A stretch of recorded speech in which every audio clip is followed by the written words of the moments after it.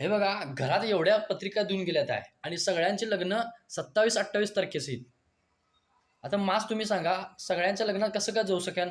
आणि पत्रिका देताना म्हणतात लग्नास येऊच पाहिजे, नाही तर तुझ्याकडनं बोलणं नाव, नाही तर तुझ्याकडनं दोस्ती तोडतो.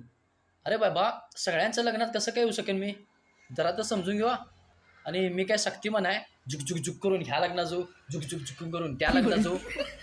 शक्य नाही बे ते. एकाच दिवशी सगळ्यांच्या लग्नात येऊ शकत ना बे मी. समजून घ्यावा की कुणाचं तर 1-2 जणांच्या लग्नात येतो, बाकींच्या येऊ नये तर मनापासून माफ करा. आणि यांनी लग्न ठेवल्यानंतर एकाच ठिकाणी कशाच ठेवतील? एकट्याचं पाकिस्तानात आहे, एकट्याचं अमेरिकेचं आहे, एकट्याचं श्रीलंकेत आहे. माझं हेलिकॉप्टर विमान असलं तर बी मी येऊ शकत ना सगळ्यांच्या लग्नात. तर समजून घ्यावा.